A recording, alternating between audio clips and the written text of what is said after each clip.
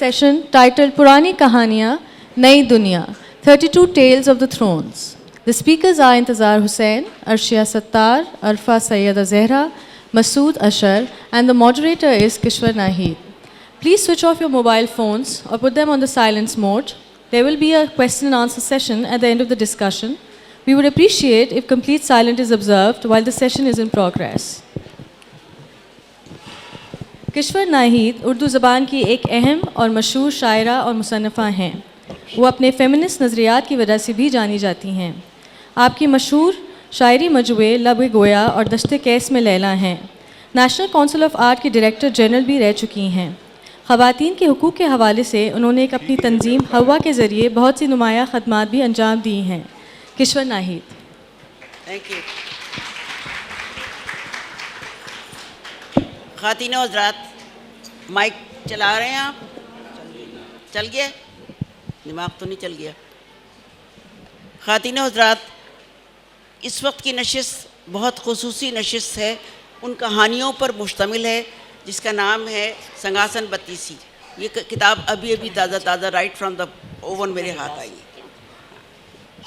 इस किताब पे बात करने के लिए बहुत ख़ुसूसी शख्सियात हैं और आखिर में आपको सबको अंदाज़ा है और आप सब तलब करेंगे कि इंतज़ार साहब बोले।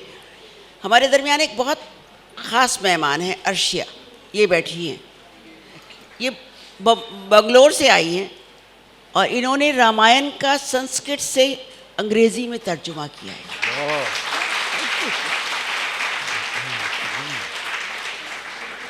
और आज इस किताब पे भी बोलेंगी और अपने जो रिसर्च की है, तहकीक की है, उसके बारे में भी बताएंगी और कैसा लगा यहाँ आके कि 4 दिन का वीज़ा मिला और 4 दिन ज़िंदगी के कैसे होते हैं जाते। आरिफा सैयदा आप सबकी जानी पहचानी वो खातून है जिसके बोलने को आप सुनने के लिए मुस्तकिल चाहते हैं कि सुनते रहें और बहुत खूबसूरत बोलती हैं। मसूद अशर न सिर्फ ये कि कहानियाँ लिखते हैं, दुनिया भर की कहानियाँ पढ़ते हैं, छापते हैं, लिखते हैं। और ये किताब उन्होंने, ये जो किताब है जो पहले छपी थी तब भी पढ़ी थी जब ये नौजवान थे, वैसे अब भी हैं और अब भी पढ़ी है, लेकिन मैंने किताब नहीं पढ़ी इसलिए कि मुझे पता ही नहीं था।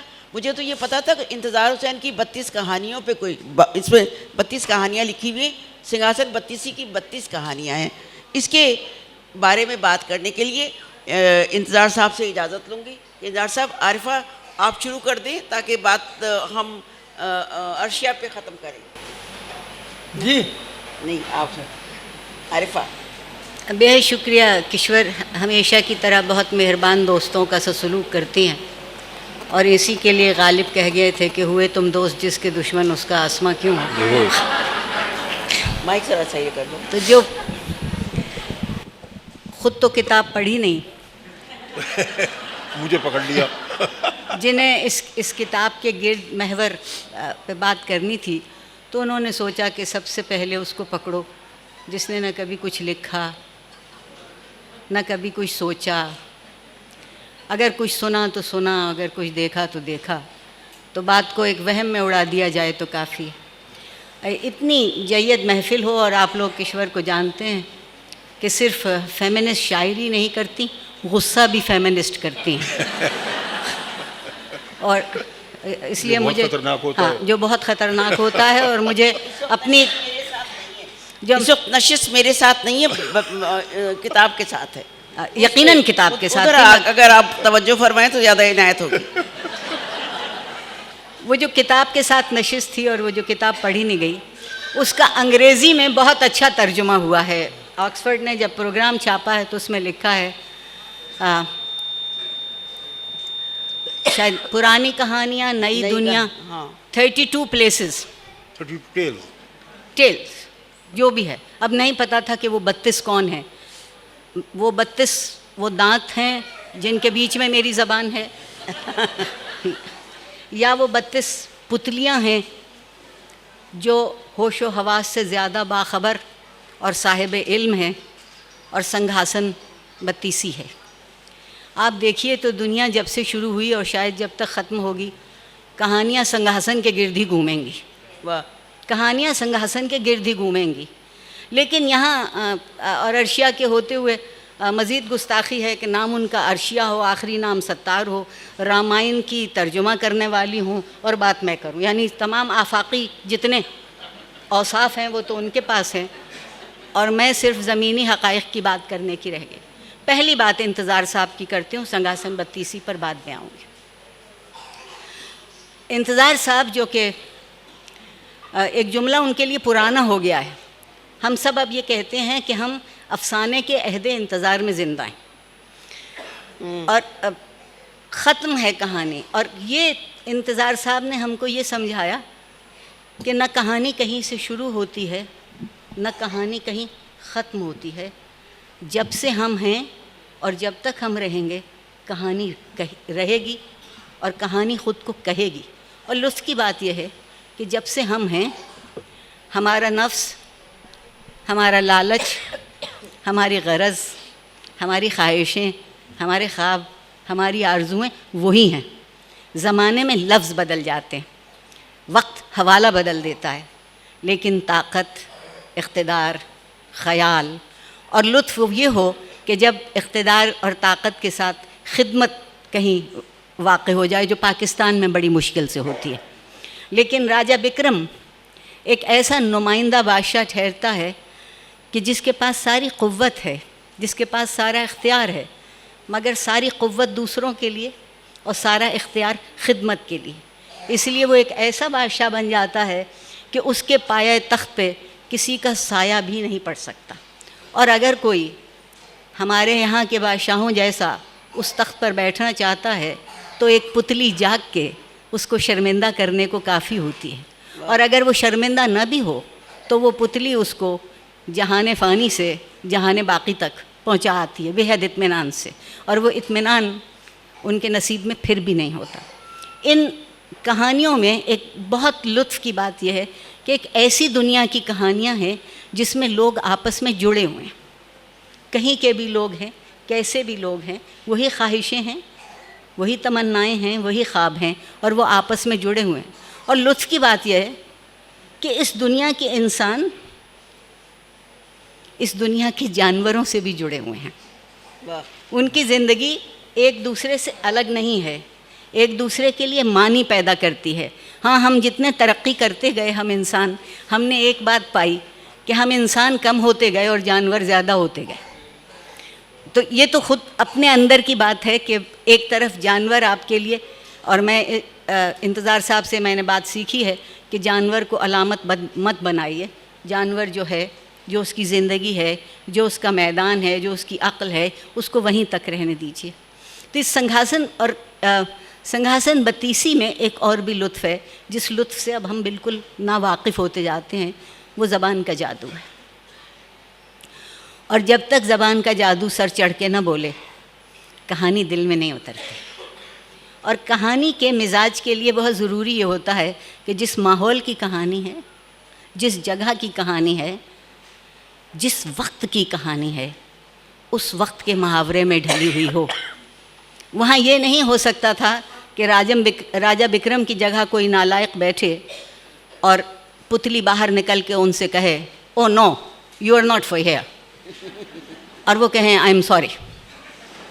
नहीं, अभी लॉर्ड मैकाले का हम पर एहसान नहीं हुआ और हम अपनी ज़बान अपने ख़याल के हिसाब से बोल सकते हैं। सिंहासन बत्तीसी की जो सबसे बड़ी ख़ूबसूरती है, जो आप चाहें तो बहुत आसानी से मिल सकती है, कि हुक्मरानी के जौहर क्या होते हैं। उसूल तो हमारे यहाँ जमहूरियत में बहुत लिखे, और इतने उसूल लिखे कि जमहूरियत ख़त्म हो गई, सिर्फ उसूल रह गए।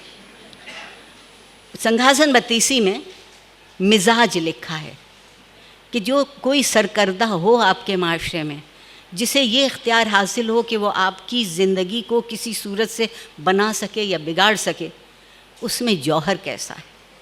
और अगर कोई दूसरा जो जानशीनी का हक़ रखता हो, वो सिर्फ धरना दे के जानशीन नहीं हो सकता था, उसे अपने आप को साबित करना होता था कि मैं इस काबिल हूँ जो इस सिंहासन पर आसन कर सकूँ।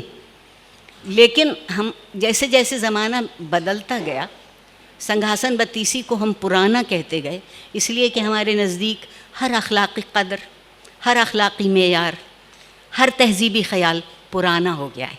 नए होने के मानी ये हैं कि हम एक दूसरे के अंगूठों को कुचलते चले जाएं और जितना दूसरे को रंज पहुँचे हमारी मुस्कुराहट गहरी होती जाए। बाकी बात मैं फिर अर्ज़ कर सकूँगी। आरिफा,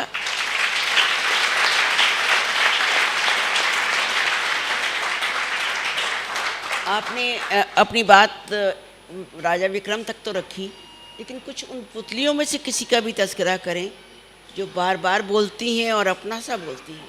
मैं उन सारा ज़िक्र उन पुतलियों का है। राजा विक्रम की 32 ज़मीर हैं। ये जाने आलम का तोता अगर बंद हो जाए तो 32 पुतलियाँ दरअसल राजा विक्रम का ज़मीर हैं, और जहाँ ज़मीर पे चोट लगती है वो पुतली बाहर निकल के खड़ी हो जाती है। हमने तो ये सोचा है कि औरत तो सिर्फ पुतली है, ज़मीर का उससे क्या ताल्लुक़, हाँ? और वो भी कठपुतली है, सिर्फ पुतली नहीं है, कठपुतली है। पहले उसकी डोर साहिबान इख्तियार के हाथ में होती थी, अब साहिबान इख्तियार बदल गए हैं और उसकी डोर उन साहिबान के इख्तियार में आ गई है जो हलक से बोलते हैं।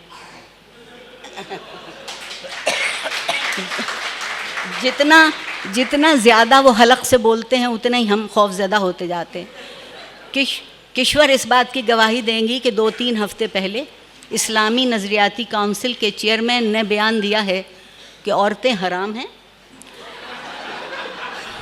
और बेहतर से बेहतर मकरूह हो सकती हैं।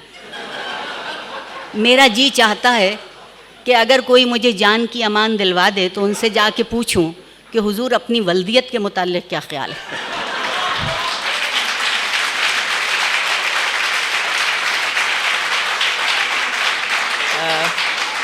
वो राजा विक्रम के आरिफा, आपने उन ऐसी शख्सियत को याद दिला दिया कि एक तीर मेरे सीने में मारा कि हाय हाय।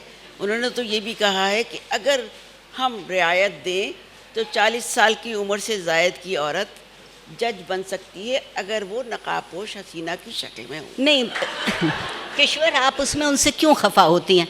40 बरस के बाद वो उनके काम की नहीं रहेगी तो जज बन जाए। अच्छा मसूद-ए-शर, हम आते हैं वापस सिराजुल हक से मसूद-ए-शर की जानिब। बड़ा मुश्किल काम है। जिस तरह शायरे में एक अच्छे बहुत पॉपुलर और मकबूल आम शायर के बाद किसी दूसरे शायर का पढ़ना मुश्किल होता है, आरिफा के बाद बोलना बहुत मुश्किल काम है। इसलिए कि उन्होंने ऐसी बातें की हैं कि मेरे लिए मुश्किल है, लेकिन मैं इसलिए कि किताब के बारे में तो उन्होंने बता दिया, लेकिन मैं इंतज़ार के इस पहलू के बारे में बात करना चाहता हूँ जिस पहलू पे हमें बात करना चाहिए कि इस किताब में इंतज़ार हुसैन हमारे सामने एक मुहक्किक के तौर पर भी ये सामने आए हैं। यानी वो अफसाना निगार हैं, नसर भी लिखते हैं, तनकीद भी लिखते हैं। इस किताब में उन्होंने तहक़ीक़ की है और जो ये कथा सरित सागर की कहानियाँ हैं जो बेताल 25 से लेके इस तक आई हैं सिंहासन 32 तक, तो ये किस तरह कहाँ छपती रही हैं, किस ने कहाँ कैसे कैसे छापा है, इन्होंने तमाम उनके नुस्खों को देखा है, पढ़ा है और उसके बाद इन्होंने इंतखाब किया उस नुस्खे का जो कि नवल किशोर ने 1955 में छापा था।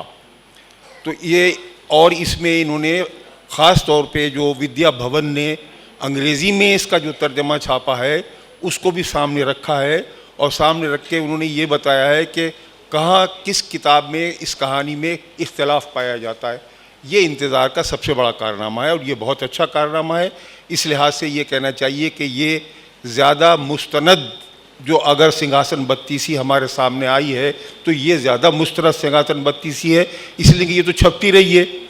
देखिए ना, ये कथा सरित सागर से ये कहानियाँ चली हैं।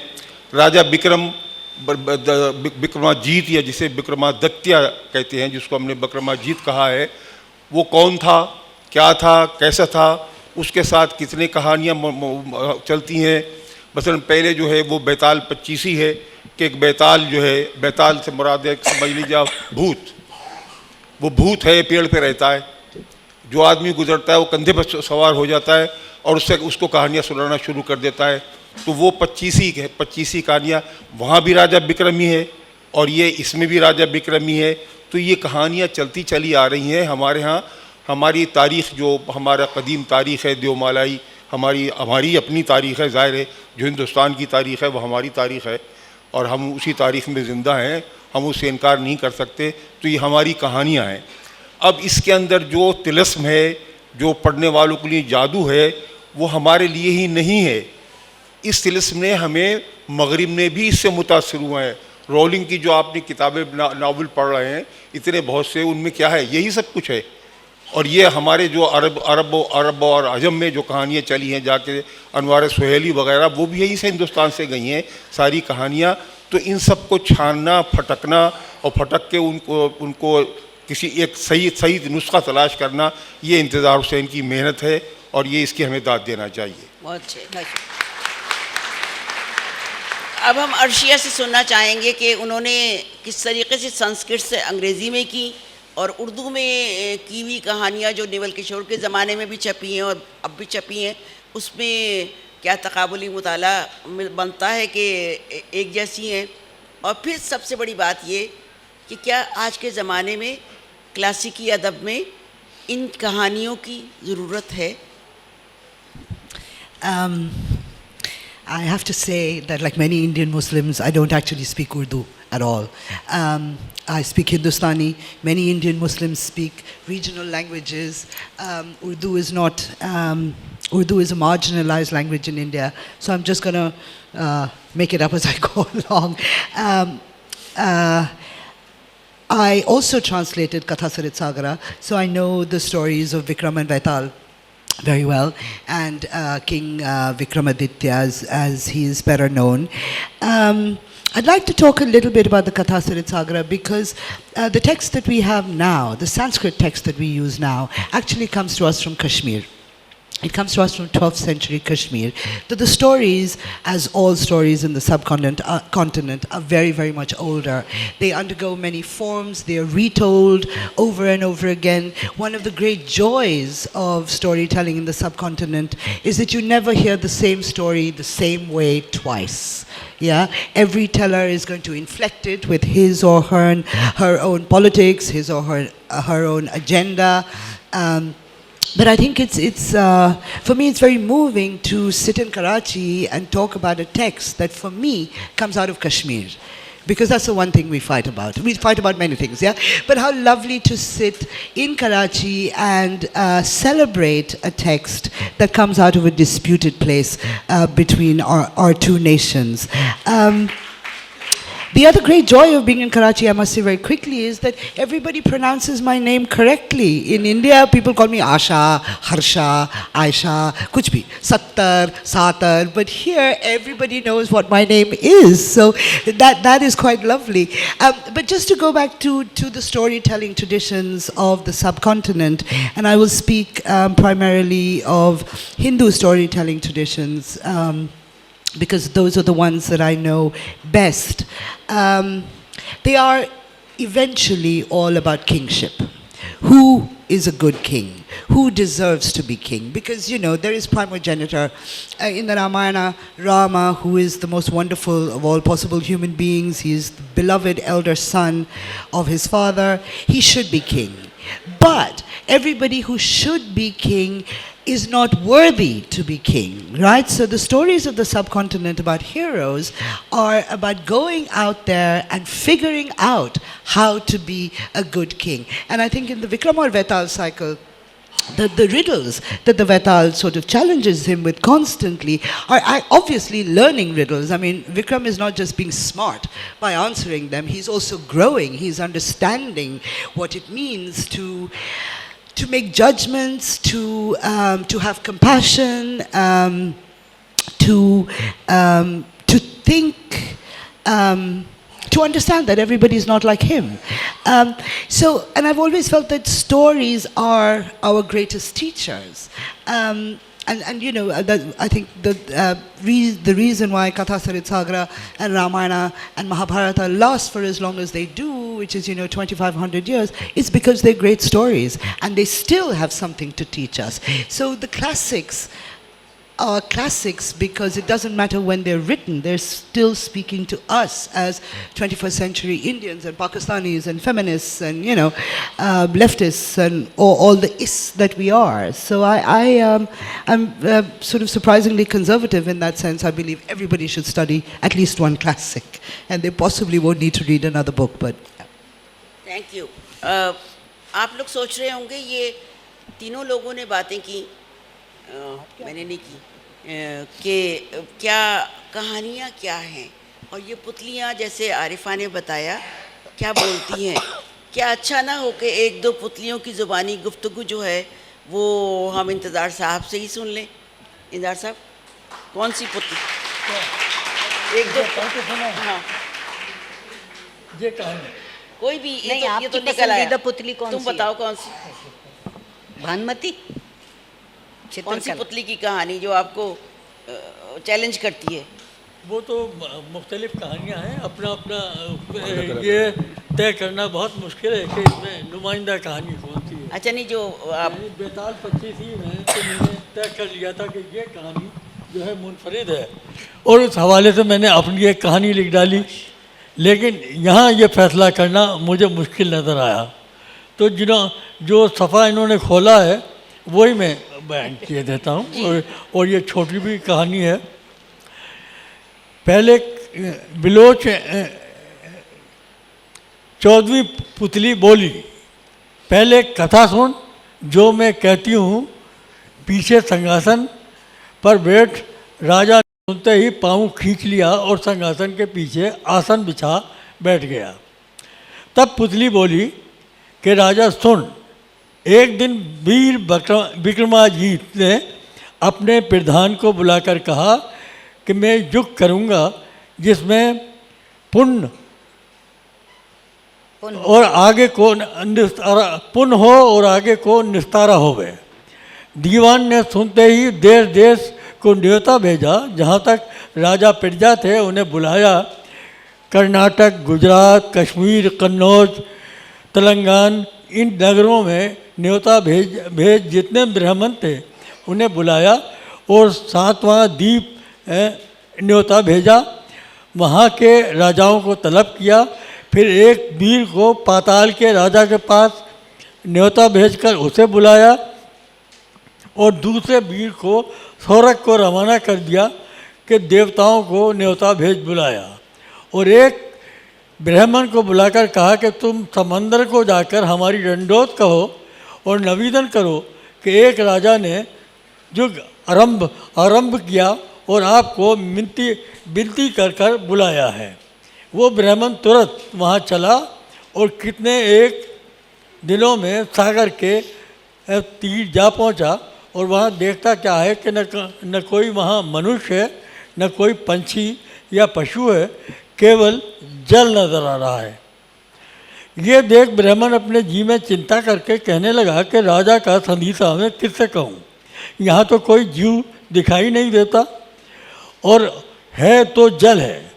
ऐसा बेचारा अपने मन में कर वो पुकारा कि राजा वीर विक्रमाजीत का मैं न्योता देने आया हूँ और तुम जल्दी पहुँचना। इतना कह वो वहाँ से जब वो चला तब रास्ते में एक बूढ़े ब्राह्मण के रूप समंदर नज़र आया और उससे पूछा कि हमें विक्रमाजीत ने किस वास्ते बुलाया है। तब उसने कहा कि राजा के यहाँ युग है और तुम्हें ज़रूर बुलाया है। तब समंदर बोला कि मैं चलूँगा, पर मेरे चलने से जल जो यहाँ से बढ़ेगा तो कई नगर डूब जाएंगे। मेरी तरफ से राजा को विनती करके कहना कि मेरे नहाने का कुछ पछतावा न करे, मैं इसी सबब पहुँच नहीं सकता। और समंदर ने ब्राह्मण को 5 लाल दिए और एक घोड़ा राजा को सौगात भेजा। आप वहीं रहा और ब्राह्मण रुखसत हो राजा के पास गया।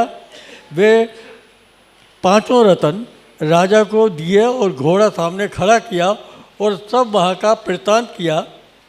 तब राजा ने प्रसन्न होकर ब्राह्मण से कहा कि ये लाल और घोड़ा तुम ही ले लो, मैंने तुम्हें दिया। ये कह पुतली ने राजा भोज को सुन राजा, ऐसा पदार्थ राजा विक्रमाजीत ने दिए देते बलम न हाँ देते बलम न बुलंद किया। न किया। लाल और घोड़ा कई राज की कीमत के थे।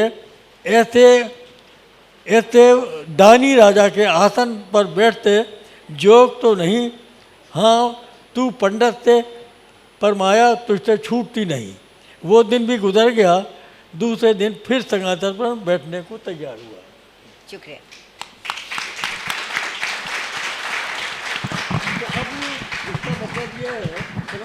कि वो राजा जो है वो समझ रहा कि मैं विक्रमाजीत जो है, आप समझ लीजिए कि आइडियल हुक्मरान, एक मिसाली हुक्मरान कि हुक्मरान ऐसा होना चाहिए। और वो पुतली बार बार कह रही है कि पहले तू देख के तुझ में वो औसाफ हैं कि तू इस तख्त पर बैठकर इंसाफ कर सके।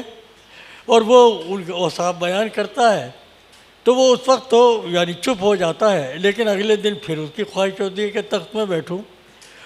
और वो 32 वो जो हैं पुतलियाँ उसे औसाफ बताती चली जाती हैं और उस पर ये जताती चली जाती हैं कि देख ये हुक्मरान जो आइडियल हमारा हुक्मरान था और तुझ में वो औसाफ मौजूद नहीं है, तू इसका अहल नहीं है कि तू इस तख्त पर बैठे और हुक्मरानी करे।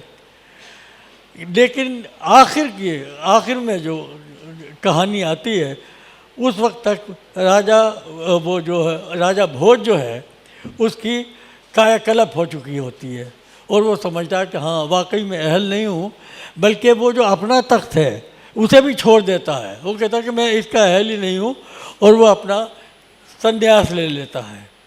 तो ये इस कहानी का मतलब है। और इसमें जो मकामात आते हैं, ये जो अंजाम है इसका, ये मुझे बहुत यानी अजीब सा लगा। बल्कि ये जो तर्जुमा उर्दू में हुआ है और जिसे छापा था क्या कहते हैं लखनऊ में जो है नवल किशोर ने, मुंशी नवल किशोर ने, तो ये वहाँ से एक कापी अब दरियाफ्त हुई तो वो है। लेकिन इसके मुख्तलिफ वर्शन हैं इस कहानी के। एक वर्शन मैंने ये पढ़ा कि अंजाम जिस तरीके से हुआ है वो बहुत अजीब व गरीब है। मैंने कहा कि वो अंजाम ठीक है और इसमें कोई अंजाम ये मुझे कन्विंस नहीं करता। ये जो है वो ये है कि ये राजा जो है, राजा विक्रम जो है, ये ऐसा लगता है कि माफौकुल इंसान है, इंसानों से बड़ा है इंसान और उसमें हर तरीके की ताकत है और सब कुछ कर सकता है ये। लेकिन आखिर में क्या होता है कि वो एक जगह जाता है वो तो एक कुम्हार है और कुम्हार का एक बेटा है, तो उसने पुतलियाँ बनाई हुई हैं, पुतले बनाए हुए हैं और तीर कमान उनके हाथ में दे दिया है। किसी के हाथ में हथौड़ा है, किसी के हाथ में तीर कमान है और किसी के हाथ में तो ये और वो उस राजा से लड़ाई होती है जिसके कुम्हार ने ये बनाए हैं। और वो कुम्हार का बेटा ये कहता है कि ये तेरी तरफ से लड़ेंगे और राजा विक्रमाजीत का मुकाबला करेंगे। वो राजा कहता है तो कैसे मुकाबला करेंगे, कहा देख तो सही। तो राजा विक्रमाजीत देखकर हंसता है कि ये मुकाबले के लिए मुझे फ़ौज आई है। और जब वो ये कह रहा है तो उसे यकायक एहसास होता है कि मेरी फ़ौज जो है वो तो पसपा हो गई इसके मुकाबले में। तब वो अपने वज़ीर से पूछता है कि ये हुआ क्या है। तो वो वज़ीर जो है वो कहता है, बड़ा अक्लमंद है, उसने कहा कि राजा विक्रमाजीत तुझे 2000 साल दिए गए थे हुकूमत करने के लिए, तेरा समय ख़त्म हो चुका है, अब तेरी बहादुरी कुछ काम नहीं आएगी। उसने कहा अच्छा मेरा दौर ख़त्म हो गया है। तो वो अभी ये कह रहा है कि ये मुझे राज यूँ करना है कि इतने में वहाँ से एक तीर आता है और वो वहीं ढेर हो जाता है। तो अब ये जो कहानी है तो और ये जो तस्वुर है, तो मुझे ये ख्याल आया कि मुख्तलिफ जो दास्तानें हैं ये संस्कृत की, पुरानी संस्कृति और लेजेंड जो हैं, उनमें सब में ये तस्वुर मौजूद है कि आदमी कितना ही बड़ा हो जाए, देवता बन जाए, वो क्या कहते हैं अवतार बन जाए। लेकिन आखिर में वो जो हमारे दास्तानों में है कि इंसान ज़ईफ़ुल बुनियान है, उसकी बुनियाद कमज़ोर है। तो अब ये नज़र आता है, महाभारत मुझे याद आने लगी कि कृष्ण जी जो समझते थे कि ये अवतार हैं, ये इंसानों से बड़े इंसान हैं, उनका अंजाम जिस तरीके से होता है कि उनके जो राजपाट है और जो शहर है और उसमें बगावत हो जाती है और आपस में लड़ाई दंगा शुरू हो जाता है, और इतने में एक पुतली हो कहने चाहिए, वो हमारे यहाँ परियां कहते हैं, उनके यहाँ क्या कहते हैं भाई? किन क्या? जो हमारे यहाँ तो परियां होती हैं, वो जो अप्सरा होती है, अप्सराएं। अप्सरा होती है, अप्सरा अप्सरा होती है। एक अप्सरा आती है और वो जो चक्कर था कृष्ण जी के पास, जिसकी वजह से वो जब घुमाते थे तो तबाही फैला देता था वो, तो वो हथियार उनका ले गई चक्कर। तो कृष्ण जी ने कहा कि मेरा वक्त आ गया है आखिर, और उन्होंने राजपाट अलग रखा, कपड़े, और एक जंगल में चले गए और एक चीते की खाल ओढ़ कर बैठ गए वहाँ, और किसी भील ने एक तीर मारा, वो समझा कि कोई हरण बैठा है, और कृष्ण जी का अंजाम इस तरीके से होता है, बिल्कुल अनरोमांटिक, इतनी रोमांटिक शख्सियत, और कैसे कैसे मार के उसने सर किए एक भील का तीर जो है वो ले बैठा। और दूसरा अंजाम जो है वहीं जो बयान हुआ है वो अर्जुन का, अर्जुन ने जितने मार के किए, जितना लगता था कि इसके सामने कोई नहीं ठहर सकता, लेकिन जब वो द्वारका डूब रहा था और कृष्ण जी ने उसे पैगाम भेजा कि मेरी ये जो हरम है मेरे, ये तो इन्हें आकर संभालो और ले जाओ यहाँ से, कि ये तो, और मैं जा रहा हूँ और ये शहर डूब जाएगा। तो वो बड़ी तेज़ी में जाता है वो अर्जुन, और उनकी जो बीवियाँ हैं जोजाएँ समेट कर लेकर चलता है। जब रास्ते में एक जगह आता है, पहाड़ी मुकाम आता है, और लिखता है कि वो 5 दरियाओं की ज़मीन, लगता है कि पंजाब का इलाका है ये, वहाँ कुछ पहाड़ी लोग हैं और उन पर हमला करते हैं। तो वो जो है अर्जुन जो है वो अपनी धनुष निकालता है, लेकिन वो देखता है कि मैं तो धनुष खींच ही नहीं सकता, मेरे तो बाजू में ताकत नहीं रही। बहुत हैरान होता है, बड़ी मुश्किल से एक तीर निकाल कर वो चलाता है। जब मोड़कर देखता है तो वो कहता है दूसरा तीर है ही नहीं उसमें। उसने कहा कि ये कमान, ये धनुष मुझे इसलिए दी गई थी, अग्नि ने मुझे दी थी कि इसमें तीर कभी ख़त्म नहीं होंगे, इसका जो है ना, और ये कि ये धनुष जो है ये तू हमेशा इसे, कोई दूसरा इसे नहीं खींच सकता, तू खींचेगा। और वो कहा कि ना मेरे बाजू काम कर रहे हैं, ना इसमें तीर रहे हैं, और इतने में भीड़, उन्होंने पहाड़ियों ने हमला किया और बड़ी मुश्किल से वो जो औरतें थी उनकी वो तितर बितर हो गई, कोई उसने कहीं कोई जलकर मर गई, कोई जंगलों में निकल गई, किसी को ले भागे। ये बड़ा परेशान हुआ और वापस आया और अपने गुरु के पास पहुंचा।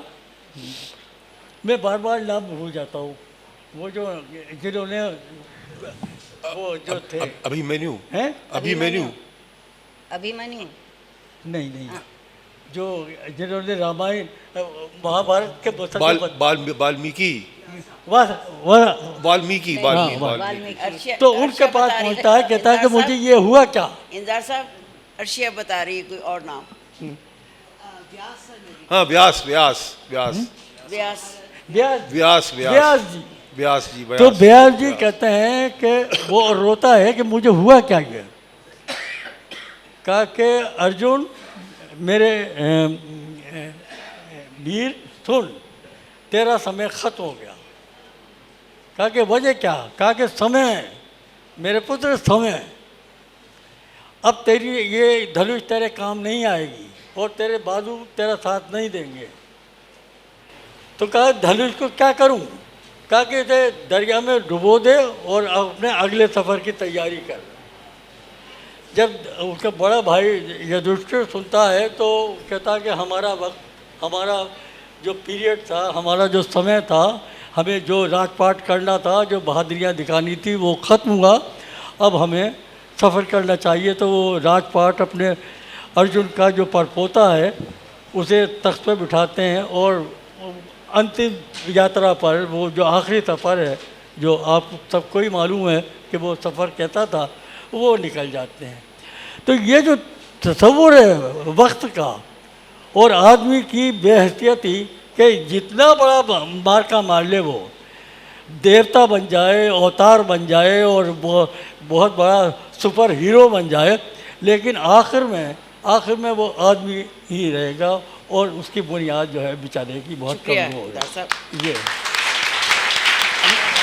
जो इबरत का सामान है, ये जो बसीरत है, इन दास्तानों के पीछे जो एक बसीरत नज़र आती है वो ये है कि हम किस बात पर कर रहे हैं। मगर अच्छा, आज का नौजवान जो है मैं- वो हैरी पॉटर पढ़ता है, हैरी पॉटर पढ़ता है और हॉबिट पढ़ता है और देखता है फिल्में। आप इस देवमाला को, जो आपकी पुरानी देवमाला है, नौजवान नस्ल तक कैसे लाएंगे, किस तरह लाएंगे, किस ज़बान में लाएंगे? इसकी ज़ुबान की बात कर लीजिए कि ये ज़बान की बात जो लिखी गई है, देखिए ना, संस्कृत में लिखी गई है, हाँ। उसके बाद उसको गिलक्रिस्ट ने लिखवाया। पहले वो देवनागरी रस्म ख़त में लिखी गई, उसके बाद फिर वो उर्दू रस्म ख़त में लिखी गई, लेकिन ज़बान को उन्होंने उस अंदाज के रखा जो उस ज़बानी की बात थी। अब आज के नौजवान जब वो पढ़ेगा इस ज़बान को, तो उसके लिए इंतज़ार हुसैन के पास जाना पड़ेगा कि इस लफ्ज़ का मतलब क्या है। तो क्या हम इन ज़बानों को नए अंदाज से, जी ये फोर्ट विलियम कॉलेज जो था ना, जी जी, उसमें ये तय किया गया था कि दास्तानें आसान ज़बान में लिखी जाए। हाँ, हाँ। हमारी जो अजमी अरबी रिवायत की उससे दास्तानें जी, हैं, जी, उनकी सही। भी ज़बान बदली गई कि भाई ये जो मुफर्रस ज़बान लिखते हैं आप, बड़ा यानी सजी बनी उर्दू, ये नहीं चलेगी। ये विज़डम उन्होंने हमें दी ठीक कि है, आप आसान ज़बान लिखें। हाँ, और ये तूल तवील जो है ना, इनका इख्तिसार भी फॉर्म का एहसास उन्होंने दिलाया कि ये दास्तान चली जाएगी तो आप उसका फॉर्म का एहसास भी होना चाहिए। अच्छा, ये जो कहानियाँ संस्कृत से आई थी, तो उनके मुतालिक एक तो संस्कृत का आलिम बिठाया गया जी, और उसके साथ एक मुसलमान मुंशी बिठाया गया हाँ, कि वो ज़बान पहले वो हिंदी, खालिस हिंदी जी में, हाँ, जी। ठीक है, फिर वो कहते हैं कि फिर इसमें उर्दू का एक यानी फारसी अरबी जो हिंदुस्तानी। है, मिली जुली ज़बान है जी, कि यानी जैसे कहते हैं वो जो कुल्लिया बनाया गया था कि उर्दू, हिंदी, हिंदुस्तानी, जी हाँ, जी, वो फार्मूला वहाँ इस्तेमाल हुआ है कि ऐसी ज़बान हो कि वो उर्दू भी हो, हिंदी भी हो, ताकि वो फ़िदा जो है उन कहानियों की और वो तहजीब जो है उसका रंग उसमें आ सके। अगर हम बात तर्जुमे ऐसे हुए हैं उर्दू में संस्कृत शाहकारों के कि जिसमें बिल्कुल मुफर्रिस उर्दू है, वो तो सारा मज़ा ही गारत हो जाता है उसमें और वो तहजीब आपके सामने नहीं आती। लेकिन जब ये मिली जुली ज़बान जो है तो इसमें आपको लगता है कि हाँ, ये जायका जो है उस तहजीब का भी आ जाता है और उस संस्कृत जो कहानी लिखी गई होगी या बयान की गई होगी उसका आता है। तो उन्होंने बड़े यानी अक्लमंदी के साथ ये नई ज़बान बनाई थी और उस नई ज़बान से हमारी नई उर्दू निकली है। क्यों आरिफा, ये नई उर्दू तुम्हारी हमारे ज़माने की उर्दू से मिलती जुलती है?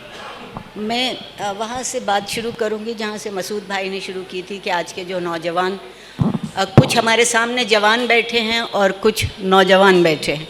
तो आजकल के जो नौजवान पढ़ते हैं हैरी पॉटर को या हॉबिट को, देखिए कहानियाँ तो बाइबल के रिवायत से और बाइबल की सारी तारीख़ी उससे आ रही हैं, सिर्फ ज़बान बदल गई है।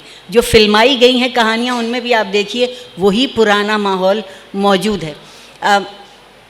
इंतज़ार साहब ने कहा कि हमें फोर्ट विलियम कॉलेज से लॉर्ड वेल्ज़ली ने ये अक्ल दे दी कि हम आसान ज़बान में लिखें। मैं समझती हूँ जिस शख्स ने हमें ये दानिश दी थी उसका नाम गालिब था, जो ये कहता था कि मैं 2 घंटे बरसे तो छत 4 घंटे बरसती। जो शेर कहीं कहता है मगर जब नस्र लिखता है तो उसकी नस्र बिल्कुल पानी की तरह बहती चली जाती। बहुत शेर हासिल गुफ्तगू इंतज़ार साहब ने की है। मसला ये है कि जैसा मसूद साहब ने कहा कि ये तहक़ीक़ की बड़ी ज़बरदस्त किताब है, तो तहक़ीक़ में आप ज़बान नहीं बदलते। नहीं वो तो मैंने कहा। नहीं, सही कह रहे हैं। तहक़ीक़ में ये ज़बान, ये ज़रूरत अब इस बात की आई इंतज़ार साहब के लिए एक बड़ी ज़िम्मेदारी कि इस कहानी को जब वो ख़ुद पढ़ रहे थे तो वो लफ्ज़ उनके लिए नामानूस लगते थे, सिवाय उसमें एक ही अच्छी बात थी कि पंडित को हमेशा माया मोह लेती है। वो पंडित किसी भी अहद का हो, सियासत का हो या मज़हब का हो, सबसे ज़्यादा उसे माया मोहती है। और ये बात हमारी समझ में आती है। मैं इन कहानियों को यूँ देखती हूँ कि ये एक दस्तूर है आईन जहाँबानी का कि दुनिया पर हुकूमत कैसे की जाए, लोगों को रास्ता कैसे दिखाया जाए, बिखरे हुए लोगों को माशरे की हैसियत से इकट्ठा कैसे किया जाए। उस इकट्ठा करने की एक क़ुव्वत का नाम बर्दाश्त है। तो अल्हम्दुलिल्लाह हम चूँकि बहुत ही ताकतवर लोग हैं, इसलिए हम इस मामूली चीज़ को अपने आप से दूर कर चुके। अब हमें बर्दाश्त की ज़रूरत नहीं रही। और बर्दाश्त सबसे पहले आपका हाकिम, आपका लीडर, आपका रहनुमा दिखाएगा, तब बाकी लोगों तक उतरेगी। और वो राजा कैसा ही क्यों ना हो, अगर उसमें ये एहतराम नहीं है, एहतराम ज़ात नहीं है, लोगों का ख्याल नहीं है, तो वो फिर एक पुतली बाहर निकलेगी और कहेगी कि तुम में ये नुक्स रह गया, जिस दिन तुम इसको पूरा करोगे फिर तुम बादशाह बन सकोगे। आप देखिए तो बड़े गज़ब की किताब है कि बादशाह कौन होते हैं, कौन हो सकते हैं, और जो सिर्फ़ इख्तियार के लालच में बादशाह बनना चाहें और जिनके चाहे कितने ही अच्छे वज़ीर इत्तलात क्यों ना हो, उनके लिए नामुमकिन होता है बादशाहत को संभाल के रख लेना। बादशाहत के मानी सिर्फ़ अपने नफ्स की परवरिश नहीं होते, बादशाहत के मानी उस इलाक़े के लोगों के फ़ायदे और नुक़सान पे नज़र रखने के होते हैं, जिसकी ज़िम्मेदारी उन पर होती है। ये कहानी सारी इसमें है, और ये कहानी बिल्कुल बाकी रखी जा सकती है। हमने किया क्या है, जब उर्दू का नाम आता है तो हम सिर्फ वर्जिश करते हैं। आपसे कोई, आपके बच्चों से कोई पूछते, आपसे कोई पूछे, कहते हैं ये उर्दू बट।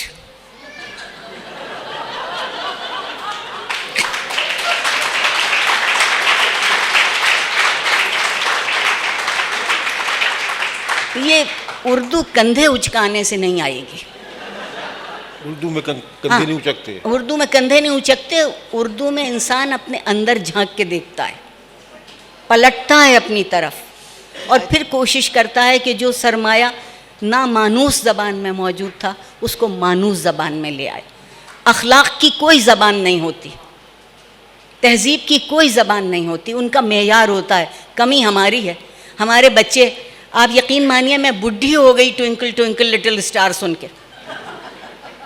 मेरा बहुत जी चाहता है कि कोई बच्चा आए और जो मुझसे कहे कि ये मैं आपको उर्दू में सूफ़ी ग़ुलाम मुस्तफ़ा तबस्सुम का एक था बच्चा टोट बटोट, वो सुना देता हूँ। लेकिन टोट बटोट तो अच्छा नहीं लगता ना, हैरी पॉटर कितना अच्छा लगता है अच्छा कहने से। आरिफा जी ज़रूर हाँ, कहिए।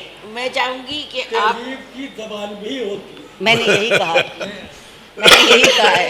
ये ज़बान जो है ये बच्चों के लिए नहीं है। जैसे हमारे यहाँ अलिफ लैला बच्चों के लिए होती है कि बच्चों को एक सिंप्लीफाइड उर्दू में अलिफ लैला की कहानियाँ या पंचतंत्र की कहानियाँ जो हैं वो के लिए, तो ये जो क्लासिक्स की ज़बान वो जो है, वो जो अरबी अजमी तो रहेगी, दास्तानें हैं, उनकी ज़बान भी वो समझ में नहीं आएगी। तिलिस्म होशरबा की ज़बान आज के आदमी को समझ में नहीं आएगी। उसका सिंप्लीफाइड वर्शन जो है आप तैयार करें वो समझ में आएगा। शुक्रिया। तो ये अच्छा, एक बात और मैं कहूँ कि मैं तो अपनी ऐनक लगाने ही भूल गया जब मैं पढ़ रहा था। हाँ, मुबारक हो। और मुझे उसका ख्याल नहीं आया कि मैं अटक क्यों रहा हूँ, तो वो मेरी ऐनक जाती। नहीं इंतज़ार साहब, आप वो कहानी दिल से पढ़ रहे थे। और दूसरा ये फिर मुझे ख्याल आया कि इसकी पहले मुझे एक रीडिंग करनी चाहिए थी।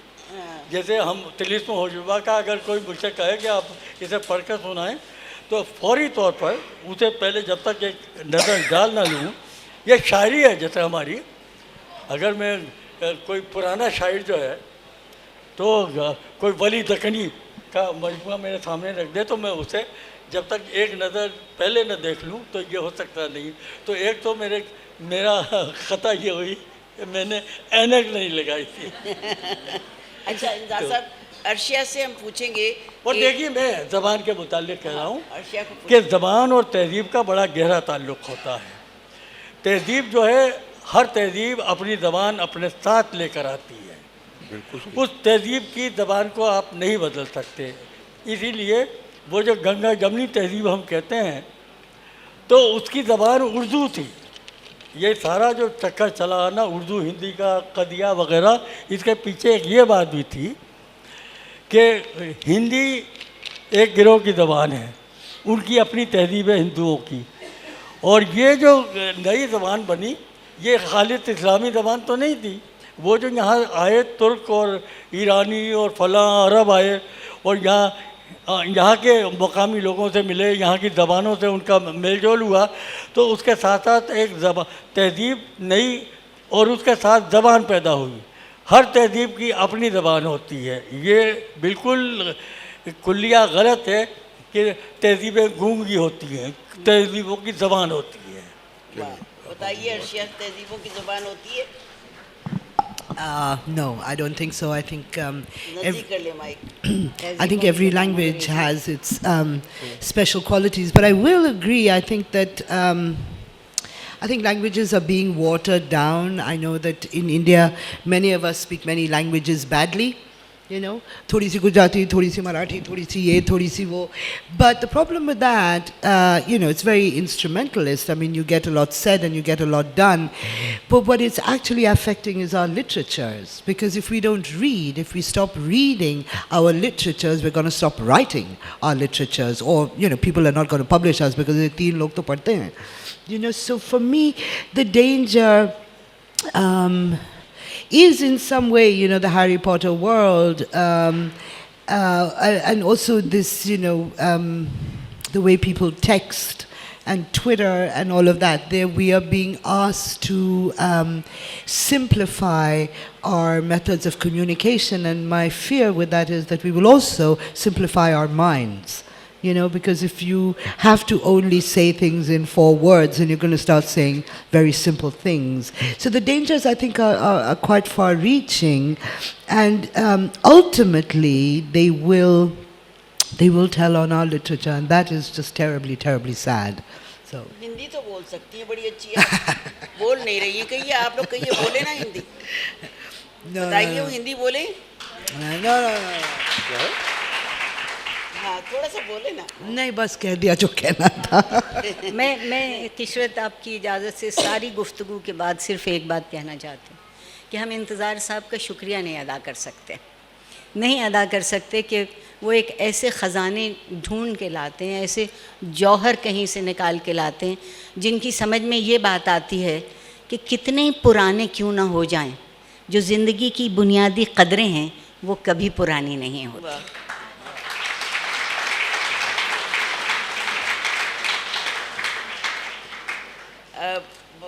मसूद, आप बात कर रहे थे कि इस किताब के कितने एडिशन छपे हैं, पाकिस्तान में भी छपे हैं, तो क्या यही ज़बान इस्तेमाल की गई है कि उसको सिंप्लीफाई किया गया है पहले जो छपे? नहीं, हमारे यहाँ अदब में भी तो छपे। ये तो इंतज़ार हुसैन ने बता दिया ना कि ये ज़बान जो है, ये नेवल किशोर ने जो 1955 में नुस्खा छापा था, ये वो है, ये वो ज़बान उसमें छपा है। उससे पहले जो अब उन्होंने खुद बताया है कि इसके कई नुस्खे थे कई तरीके से, और उसमें क्या क्या तब्दीलियाँ थी ये भी बताई, हत्ता कि ये तक बता दिया कि अंजाम भी मुख्तलिफ बयान किया गया है। तो असल में तो ये संस्कृत से आए ना, इसकी जो ओरिजिन है, जो बुनियाद है, वो संस्कृत कथा सरित सागर है, कथा सरित सागर से चला। अच्छा, लेकिन मुख्तलिफ चीज़ें हैं। इंतज़ार हुसैन ने ये किया है कि जो मुश्किल लफ्ज़ हैं उसको आखिर में ग्लॉसरी दे दी है कि ये किया है। लेकिन जो गौहर नौशाही ने बेताल 25 1965 में छापी थी मजलिस तरक्की अदब ने, उन्होंने ये किया था कि साथ साथ फुटनोट में उन लफ्ज़ों को आसान ज़बान बना तर्जमा करते चले गए थे। अब इंतज़ार हुसैन का अपना ख्याल है, लेकिन मेरा ख्याल ये है वो ज़्यादा सही था कि पढ़ने वाला अब बार बार वरक़ उलट के आखिर में नहीं जाएगा, वो फुटनोट देख लेगा कि ये लफ्ज़ जो है इसका क्या मतलब है, तो उसने ज़्यादा अच्छा किया था। अब ये इंतज़ार हुसैन साहब खुद अच्छा समझते हैं। ये माइक की तरफ तरक्की अदब में जो छापी माइक- है, माइक- बैताल 25 से उन्होंने जबान माइक की बदली तरफ- नहीं है, लिखा हुआ नहीं, मैं ये विला, हाँ, नहीं, जुबान बदली नहीं, हाँ। जहाँ मुश्किल लफ्ज आया है उसको उसने फुटनोट में उसका मतलब लिख दिया है। तो वो मैंने तरंग अलग दी है ना, आपने आखिर में दे दिया है। आखिर में दिया मैं। लेकिन मेरा ख्याल है बहुत ज़्यादा सहूलत थी, आसान था अगर आप फुटनोट में देते। ये मेरा ख्याल है, मैं बात रजा साहब बोलिए तो। जी अब क्या कहना नहीं देखिए, वो तो जबान वक्त के साथ साथ बदलती चली जाती है। हाँ। ये जो जबान बनाई गई थी नई फोर्ट विलियम कॉलेज में है, और जिसमें उनका तस्वुर ये था, जो कि वहाँ बैठा हुआ था, बहुत सी अक्ल की बातें हमें अंग्रेज़ों ने समझाई मुसलमान को अलग कर कि इसकी मिली जुली ज़बान होनी चाहिए, आपकी मुफर्रस और मुअर्रब उर्दू नहीं चलेगी, और वो काफिया रदीफ वाली जो होते हैं बिल्कुल सजी बनी उर्दू वो नहीं चलेगी, बल्कि ये जो फ़िदा है इन कहानियों की, इनके पीछे जो तहजीब है उसका जायका भी इन कहानियों में आना चाहिए। तो उन्होंने कि एक सिंप्लीफाइड वर्शन होना चाहिए, ये उस वक्त का सिंप्लीफाइड वर्शन है जो है, लेकिन उस वक्त से अब तक ज़बान बहुत बदल चुकी है। तो अब इसके लिए एक नई ज़बान अब कोई करे, तो जैसे तिलिस्म होशरुबा के सिंप्लीफाइड वर्शन कहानियों में आते हैं, या अलिफ लैला की जो पुरानी ज़बान थी वो नहीं चल रही अब, वो बल्कि कहानियाँ जो हैं लिखी जा रही हैं बच्चों के लिए, उनकी ज़बान सीधी सादी होती है। तो हर वक्त के साथ शेक्सपियर के, आपको पता है कि शेक्सपियर के सिंप्लीफाइड वर्शन तैयार किए गए हैं, तो और बच्चों के लिए अलग ड्रामे हैं, उनकी ज़बान अलग है। तो ये तो वक्त के साथ साथ ज़बान बदलती रहती है, उसके साथ आपको आपके अपने क्लासिक्स जो हैं उनके भी सिंप्लीफाइड वर्शन तैयार करने चाहिए। यही मेरा मतलब। ये बातें बहुत सी हुई हैं, हमारे पास 10 मिनट हैं।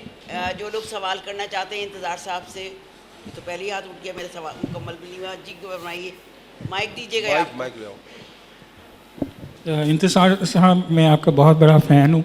एक राज मैं जानना चाहता हूँ आपसे, इस किताब के हवाले से नहीं मगर आपकी तहरीरों के हवाले से, कि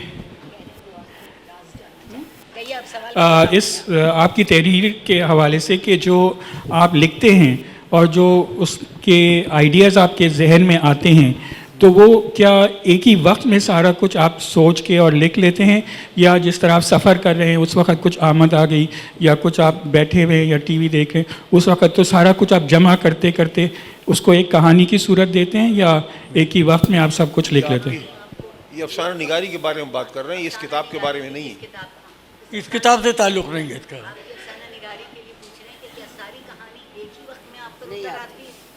नहीं नहीं साहब, एक वक्त में तो पूरा कुरान भी नहीं उतरा था।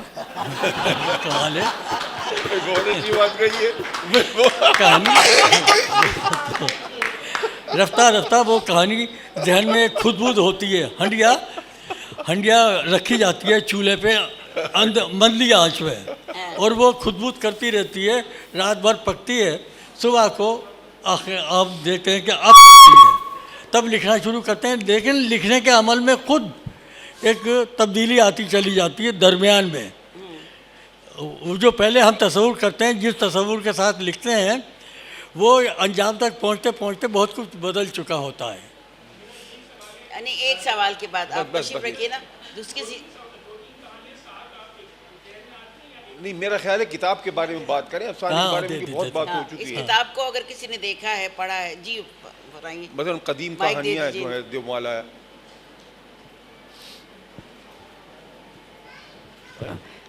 सिर्फ ज़बान का कमेंट, गुल जाफरी मेरा नाम है। ज़बान का खड़े होके कमेंट सवाल सुनकर, खड़े हो जाओ। ज़बान का कमेंट सुनकर सिर्फ ये पूछना चाह रही थी कि शायद पता नहीं मैं गलत हूँ या सही, मैं अपनी लॉजिक ये दिया करती थी एक्सपैट होने के नाते, चूँकि बहुत अरसा बाहर थी, कि जो ऑल इंडिया रेडियो से उर्दू सर्विस आती थी और हमारे ख़बरनामे में जो मज़ीद और पर्शियनाइज अरबाइज जो उर्दू होती थी, वो भी उर्दू थी, जिसमें बिना भी था, और वो उर्दू थी, हिंदी नहीं कह रही हूँ मैं, संस्कृत का इस्तेमाल नहीं ज़्यादा कह रही हूँ। तो वो उसको परवान चढ़ना चाहिए था।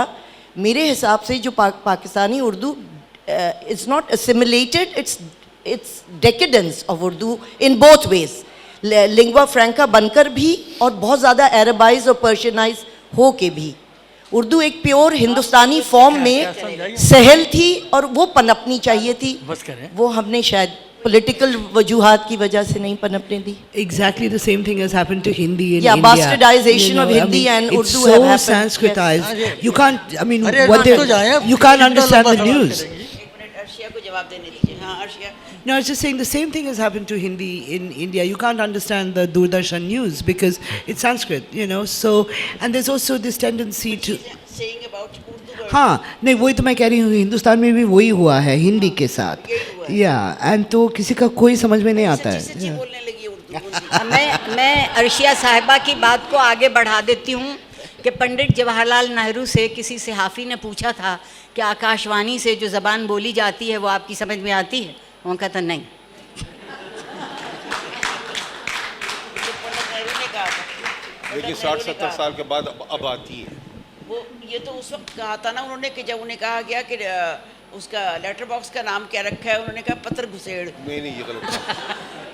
उन्होंने कहा रेलवे स्टेशन का, उसने कहा धक धक मंडल। तो उन्होंने कहा खुदा के लिए मुझे ये नहीं चाहिए हिंदी।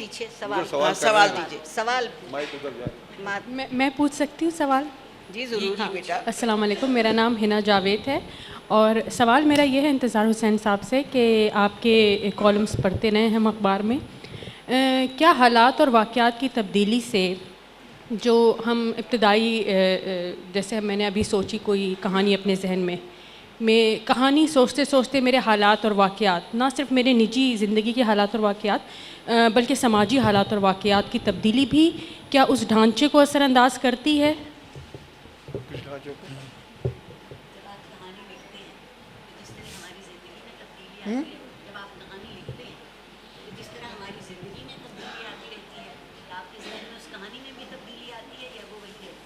यानी जिस तरीके से यानी बुनियादी ख्याल जो होता है ना, वो जहन में मैंने कहा कि जैसे हंडिया पकती है इस तरीके से वो ख्याल जो है पकता रहता है और उसकी मुख्तलिफ तफसीलात जहन में रफ्ता रफ्ता बनती हैं।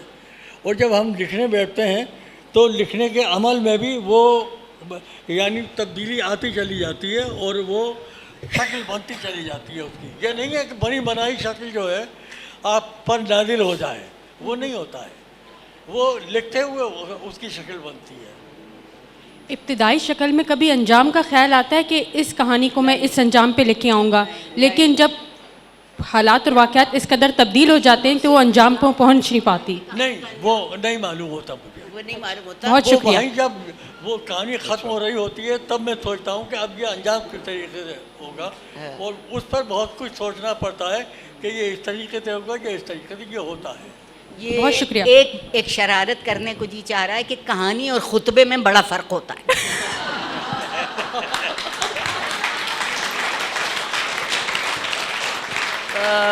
इंतज़ार साहब, अर्शिया, आरिफा और मसूद बहुत बहुत शुक्रिया। ये सेशन असल में लिंग्विस्टिक्स का नहीं था, बल्कि उस पर भी बात होती रही और बात इसी तरह आगे बढ़ती है।